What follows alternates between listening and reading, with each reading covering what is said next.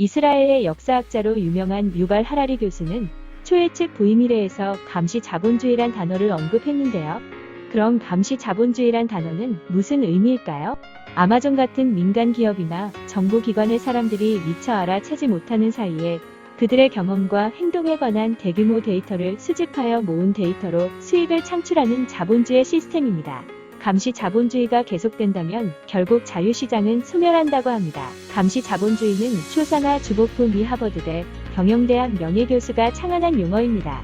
주보프 교수는 지난해 출간한 감시 자본주의의 시대라는 책에서 오늘날 우리를 둘러싼 대부분 디지털 제품에 사실상 감시용 센서들이 설치되어 있다면서 구글, 페이스북 등 거대 기업들은 우리의 동의 없이 대량의 데이터를 다른 회사에 넘기고 있다고 주장했습니다.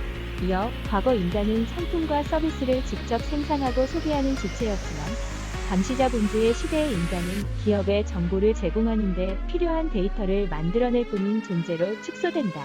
이런 사회에서 정보와 지식을 갖춘 인간은 그렇지 않은 인간에 비해 역사상 비교 대상을 찾을 수 없을 정도의 권력을 누리게 될 것이라고 경고했습니다. 초예측 부의 미래에서 유발 하라리 교수는 감시 자본주의를 언급하면서 21세기에는 데이터가 세계에서 가장 중요한 자산으로 비상하고 부와 권력의 원천인 데이터에 따라 정치, 경제, 사회가 모두가 바뀐다고 합니다.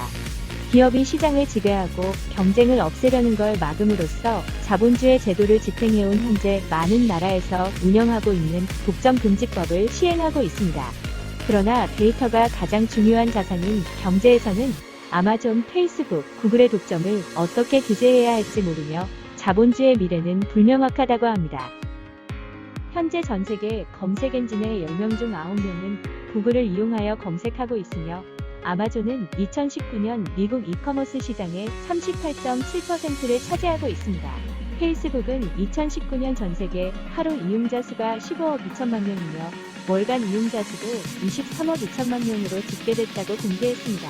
우리나라도 검색 포털의 경우 네이버가 2019년 58.82%를 점유하고 있으며 국내 주요 모바일 메신저 서비스 점유율을 살펴보면 2019년 12월 카카오톡 월간 순 사용자 수는 3,743만 2,014명으로 대한민국 전체 인구 중 72%에 해당하는 수치입니다.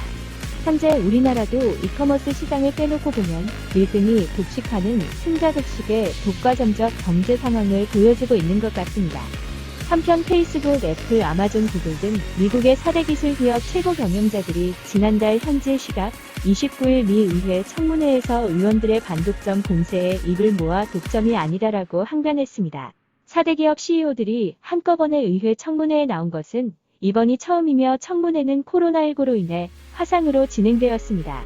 팀쿡 애플 CEO는 이날 의회 모두 발언과 서면 증언에서 삼성, LG, 화웨이 등이 산업을 변화시켰다. 애플은 우리가 사업을 하는 어떤 시장에서도 독점적 점유율을 갖고 있지 않다. 아이폰은 물론이고 다른 어떤 상품군에서도 그렇다고 답변했습니다.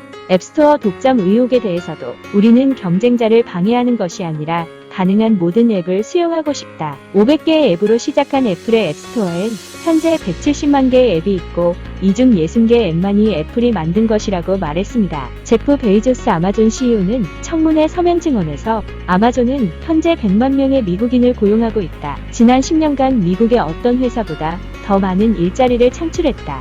미국에 지난 10년간 2,700억 달러를 투자했다고 답변했습니다. 그는 청문회에서 글로벌 소매 시장은 현저하게 크고 이례적으로 경쟁적이라며 아마존은 매일 타겟, 코스트코, 크로거, 월마트 같은 확실하게 자리를 잡은 대형 행위자들과 경쟁하고 있다고 항변했습니다. 중국의 알리바바와 일본의 라쿠텐 등을 글로벌 경쟁자라고 거론하기도 했습니다. 유발 하라리 교수는 인공지능에 맞서 인간의 일을 지켜야 한다고는 생각하지 않으며 일자리가 사라지는 것은 시대적인 흐름이나 우리가 지켜야 할 것은 일이 아니라 인간이다라고 언급하고 있습니다. 사라진 일자리 대신 기본소득제나 삶의 기쁨과 의미를 일 대신 예술, 스포츠, 종교, 영상, 인간관계, 공동체 등에서 충족시키는 모델을 생각해야 한다고 합니다.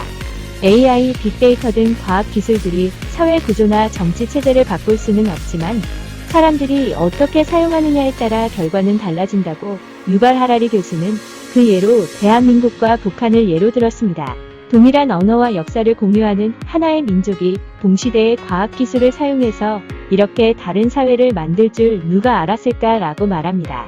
남쪽엔 자유민주주의 정부가 이끄는 IT 강국이 북쪽엔 핵을 보유한 가난한 독재 국가가 나왔다고 합니다. 우리가 유일하게 아는 것은 지금 상태에 머무르는 게 더 이상 불가능하다는 사실이라고 합니다. 기술 자체를 인간을 위해 규제하고 개인적으로도 스마트폰 중독에 빠지지 않게 삶을 검점하는 등 기계의 노예가 되지 않게 해야 하겠습니다.